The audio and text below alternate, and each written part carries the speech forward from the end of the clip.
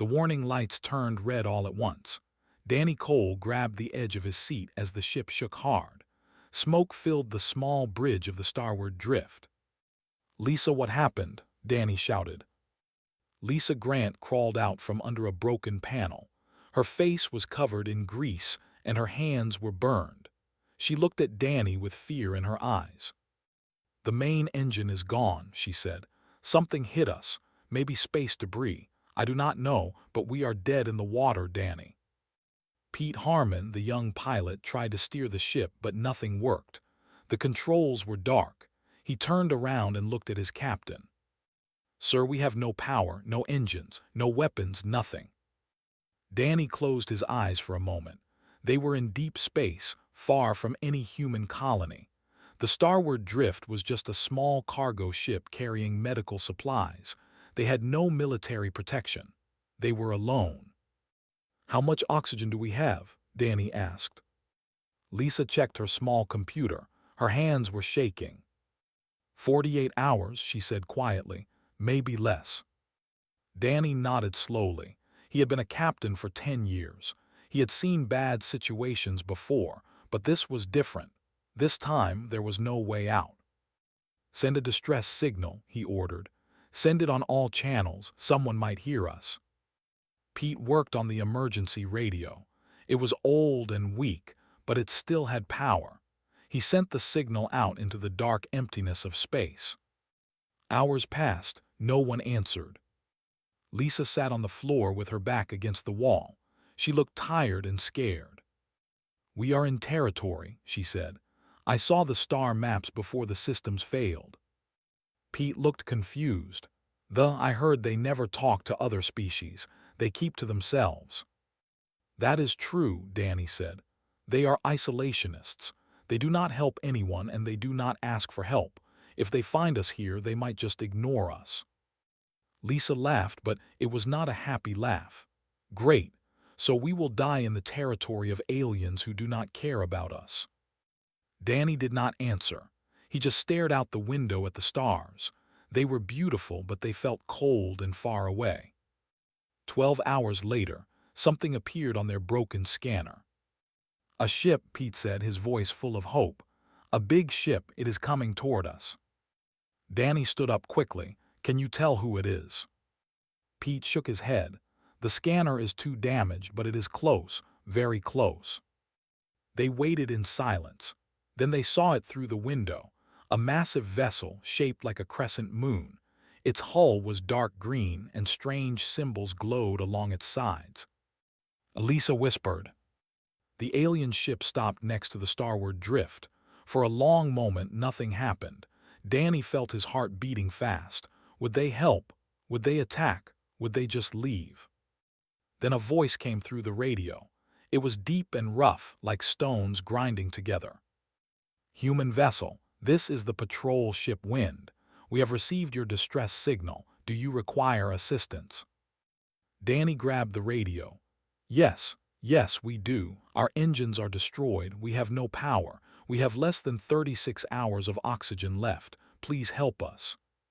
There was a long pause.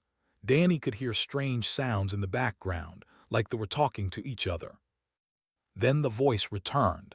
"We will send a repair team. Prepare to receive visitors." An hour later, 3 came aboard the starward drift.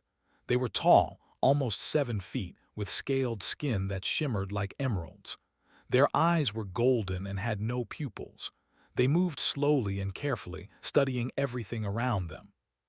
One of them was older than the others.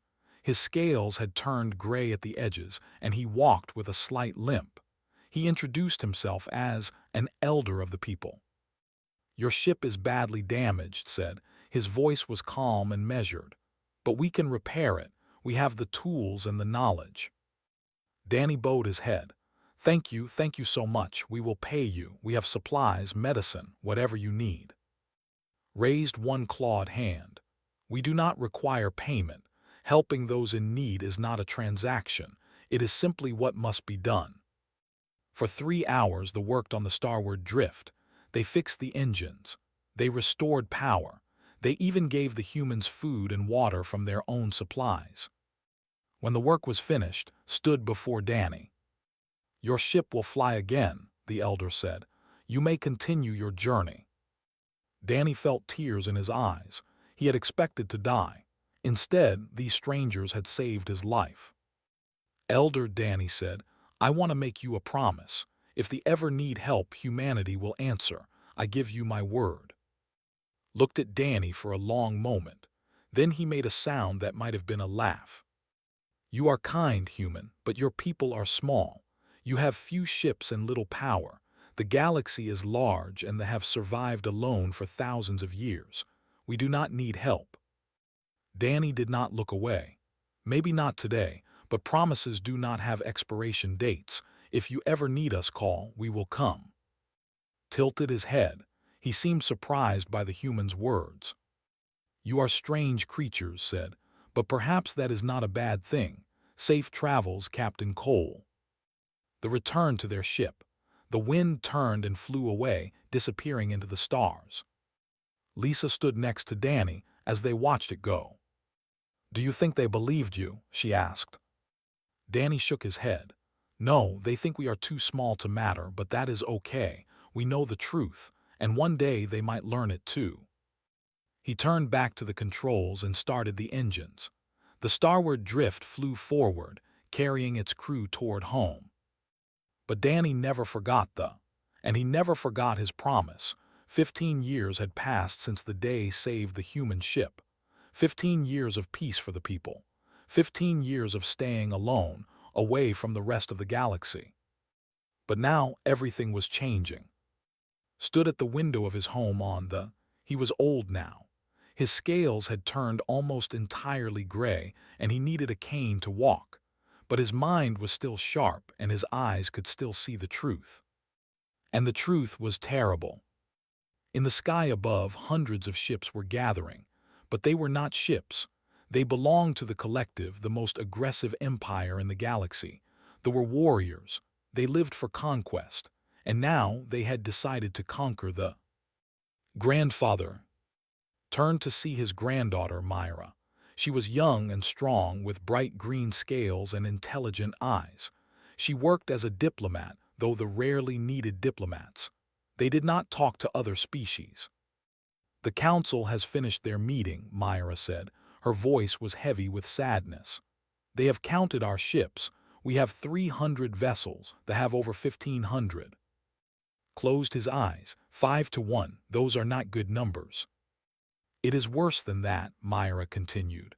"They have better weapons, better shields. Our technology is old. We spent so many years alone that we fell behind." Leaned on his cane. He had always believed that they were strong enough to stand alone. He had always believed that they did not need anyone else. Now, he was not so sure.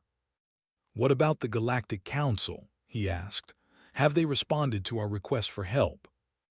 MeHFY's face showed anger. "They refused. They said we have spent centuries ignoring them. We never joined their alliances. We never helped when other species were attacked. So now they will not help us." Nodded slowly. It was fair. They had chosen to be alone. Now they would face the consequences of that choice. "Then we will fight alone," said. "We will fight and we will lose, but we will not surrender." MeHFY stepped closer to her grandfather. "There might be another way." Looked at her with curiosity. "What do you mean?" "The humans," MeHFY said. "You told me the story many times. 15 years ago, you saved a human ship, and the captain made you a promise. He said that if we ever needed help, humanity would answer." Made a bitter sound. "That was just words, MeHFY. The humans are a small species. They have a few dozen colonies and a small fleet.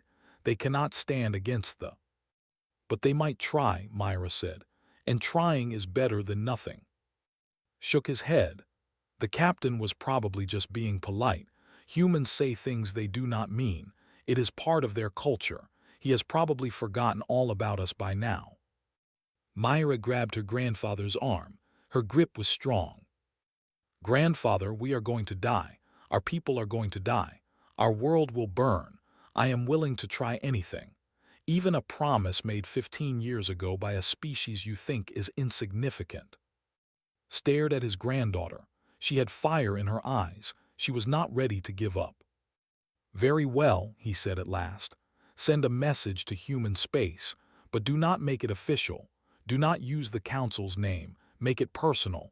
Tell them that asks for help."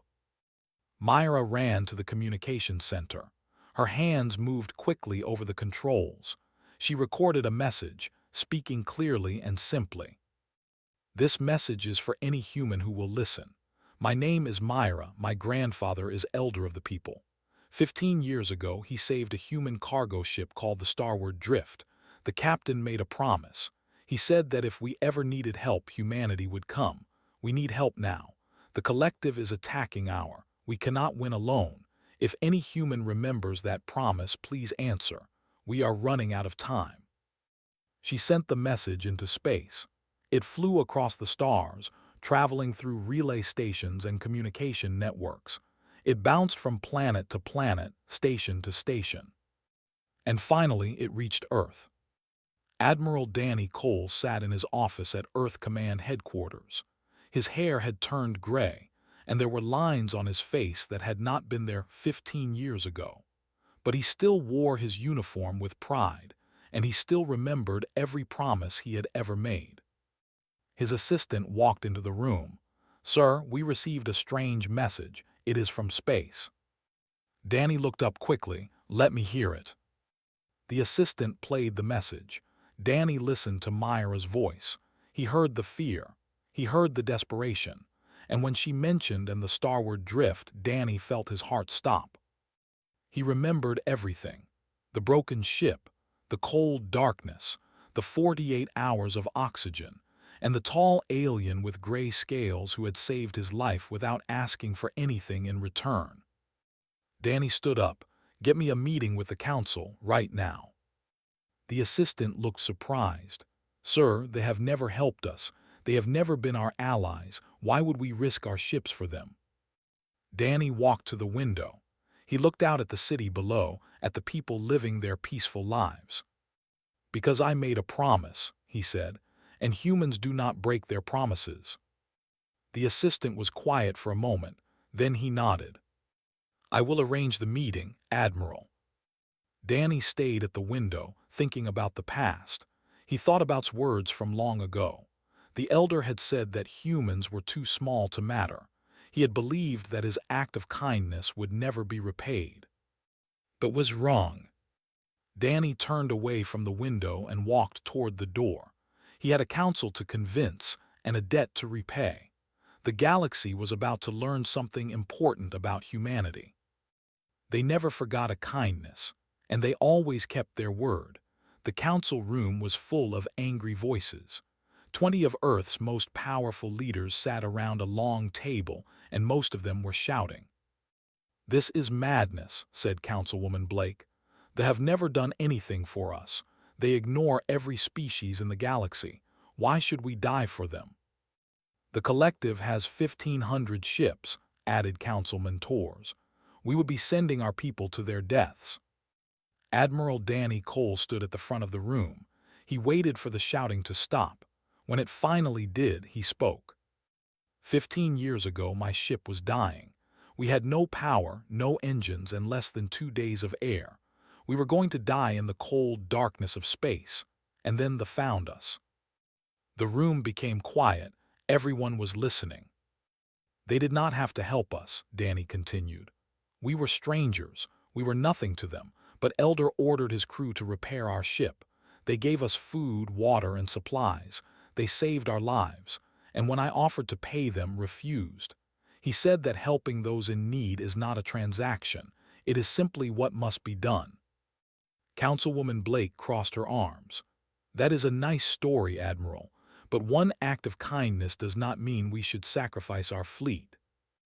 Danny nodded. "You are right. One act of kindness does not create an obligation, but I made a promise that day. I told that if they ever needed help, humanity would answer. He did not believe me.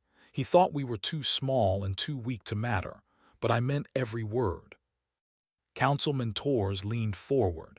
And what happens if we lose? What happens if they destroy our ships and then come for Earth?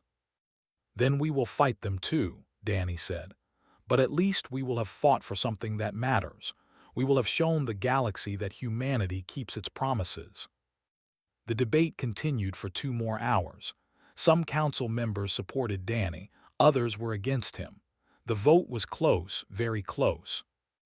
In the end, the council agreed to send help, but there were limits.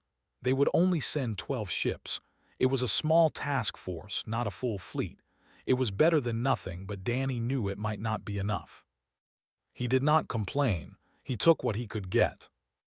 Lisa Grant was waiting for him outside the council room. She was older now, with gray streaks in her hair, but her eyes were still sharp, and her mind was still brilliant. She had become one of the best engineers in the fleet. "I heard about the mission," she said. "I am coming with you." Danny shook his head. "Lisa, you do not have to do this. You have a family now, a good life." "I was on that ship, Danny. I was there when saved us. This is my debt too." Before Danny could argue, another voice spoke up. "Count me in as well." Pete Harmon walked toward them. He was not a young pilot anymore. He had his own ship now, and he had earned a reputation as one of the best commanders in the fleet. "Pete," Danny said, "this mission is dangerous. We might not come back." Pete smiled. "You saved me once, remember? When I was just a scared kid on a broken cargo ship. Now it is my turn to help." Danny looked at his old friends. They had all grown older, but their hearts had not changed. They still believed in honor.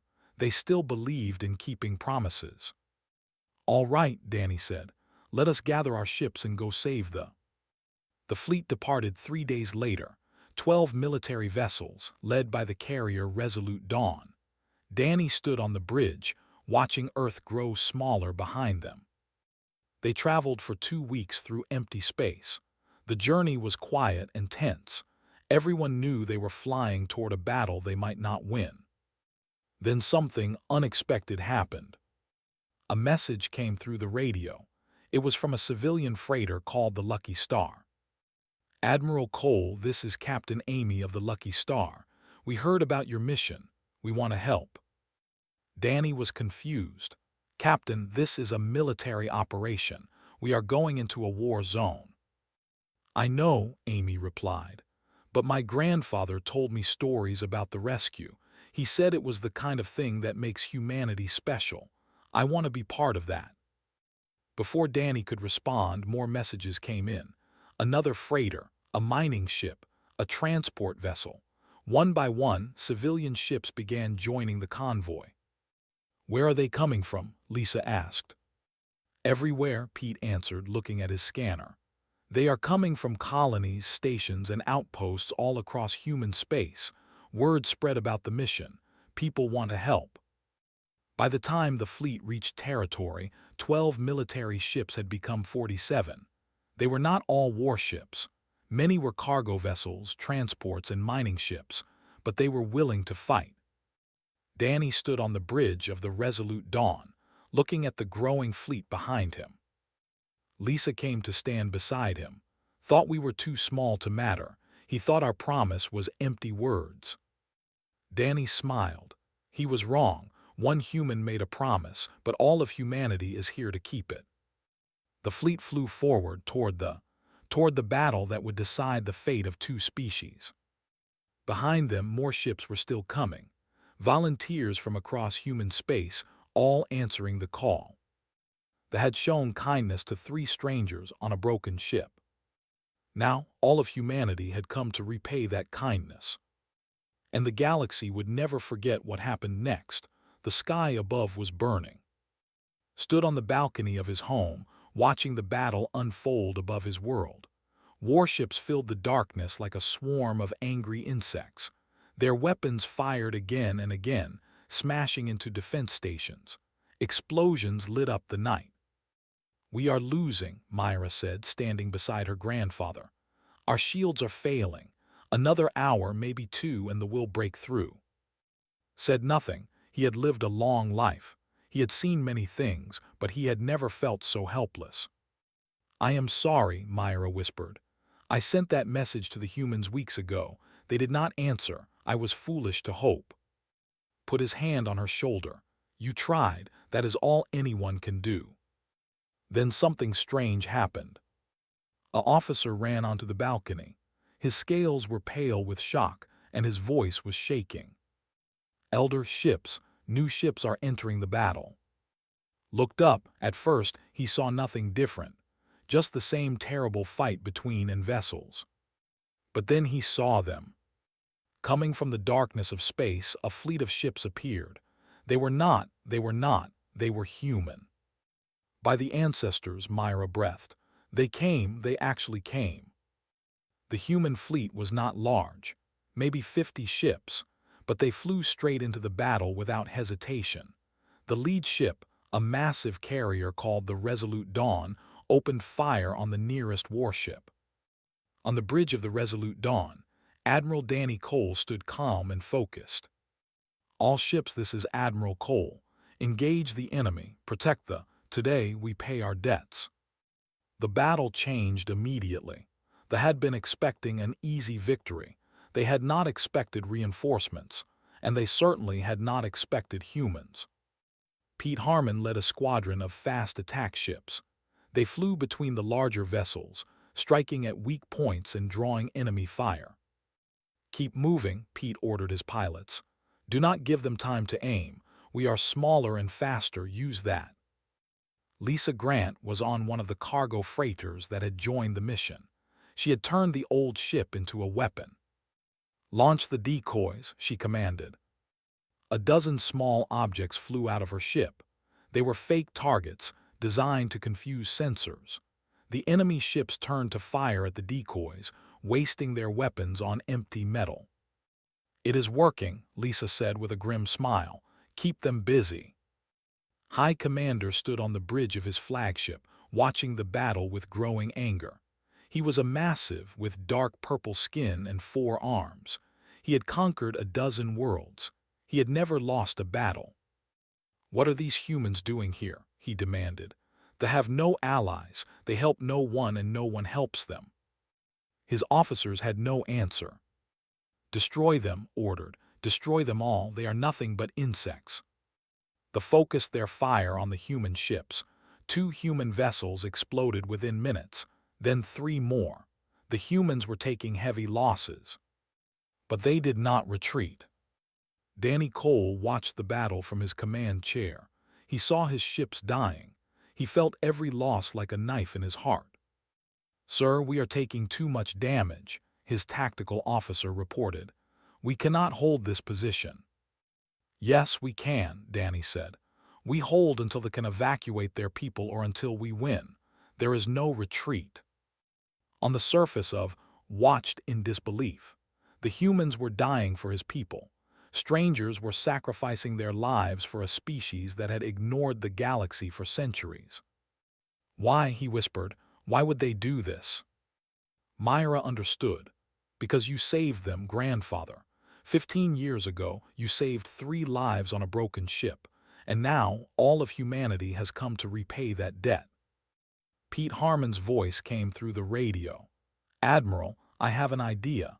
The flagship controls their fleet coordination.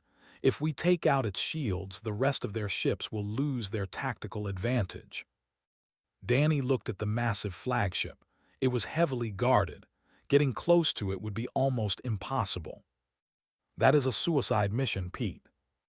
"Maybe, but it is our best chance. I volunteer." Danny closed his eyes for a moment. Then he opened them. "Permission granted. Good luck, Pete." Pete gathered his remaining squadron. 8 ships against the most powerful vessel in the fleet. "All right, everyone," Pete said to his pilots. "We go in fast, hit hard, and get out. If we can get out, everyone ready." His pilots responded with determination. They were scared, they were tired, but they were ready. The attack began. Pete's squadron flew straight at the flagship, dodging fire from a dozen enemy ships. 3 of his pilots died in the first 30 seconds, then 2 more. But Pete kept going. His ship reached the flagship's shield generator. He fired everything he had, missiles and lasers and energy beams, all concentrated on one point. The shield flickered, then it failed. "Shields are down," Pete shouted. "All ships target the flagship." The human and fleets focused their fire on the exposed command ship. Explosions ripped across its hull. Systems failed. Fires spread. High Commander felt his ship shaking apart around him. "Impossible," he said. "We cannot be defeated by humans. They are nothing. They are insignificant." His flagship exploded. The fleet suddenly, without coordination, fell into chaos. Ships collided with each other. Orders were lost. The attack formation collapsed. Danny Cole saw his chance. "All ships push forward, drive them back." The combined human and forces attacked with everything they had left. The confused and leaderless began to retreat. One by one, their ships turned and fled into the darkness of space. The battle was over. Pete Harmon's ship drifted among the wreckage. His engines were destroyed and most of his systems were offline, but he was alive. "Mission accomplished," he said weakly into his radio. "The flagship is gone." On the surface the people watched the enemy retreat. They could not believe what they had witnessed. Strangers had come to save them. Humans had died for them. Fell to his knees. Tears ran down his scaled face. "They came," he said. "They actually came." The promise had been kept. The smoke was still rising from the battlefield when the human shuttles landed on. Admiral Danny Cole stepped onto soil for the first time in his life. The air smelled of fire and victory. Thousands had gathered to watch. They stood in silence, their golden eyes fixed on the humans who had saved their world. No one knew what to say. Danny walked forward. Behind him came Lisa Grant and Pete Harmon. Pete was limping from injuries he had received during the battle, but he refused to stay on the ship. "I want to see this," Pete had said. "I want to see their faces when they realize what happened." A path opened through the crowd. At the end of the path stood Elder, supported by his granddaughter MeHFY. The old looked smaller than Danny remembered. 15 years had not been kind to him. But his eyes were still sharp, and right now those eyes were filled with something Danny had never seen before. Wonder. Danny stopped in front of. For a long moment neither of them spoke. The silence stretched across the square, heavy and meaningful. Then spoke, his voice cracked with emotion. "You came." Danny nodded. "I told you I would." Shook his head slowly.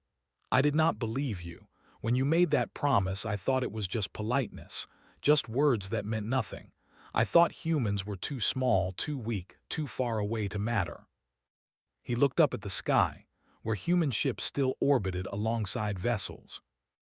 "I was wrong." Danny stepped closer to the elder. 15 years ago, you saved my life. You saved the lives of my crew. You asked for nothing in return. You just helped us because it was the right thing to do." He put his hand over his heart. "Humans do not forget that kind of kindness. We remember, and when the time comes, we repay." Stared at Danny. Then slowly, he lowered his head in a gesture of deep respect. "I have lived for many years," said. "I have met many species. I thought I understood the galaxy, but today I learned that I understood nothing." MeHFY stepped forward. Her eyes were wet with tears, but her voice was strong. "Admiral Cole, on behalf of the people, I wish to propose a formal alliance between our species. We were wrong to isolate ourselves for so long. We see now that the galaxy is better when we face it together." Danny smiled. "I think Earth would be honored to accept." A cheer rose from the crowd. It started quietly, but it grew and grew until it echoed across the entire city.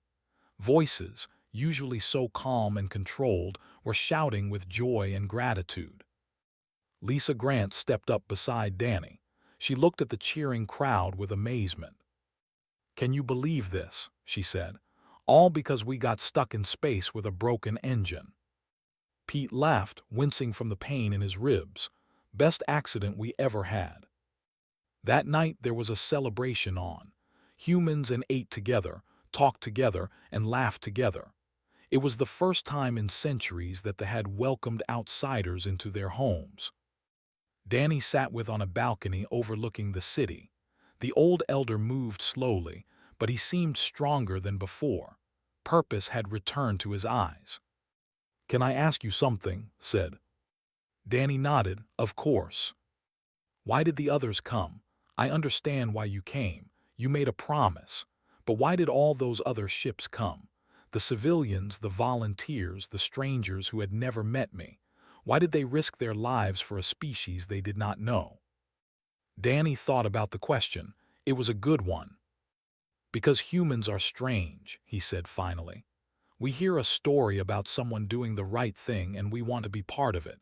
We see someone keeping a promise and we want to help. We are not always good. We fight and argue and make mistakes. But when it matters, when someone truly needs help, we come together." He looked out at the stars. "I made a promise 15 years ago, but when I told other humans about that promise, they made it their own.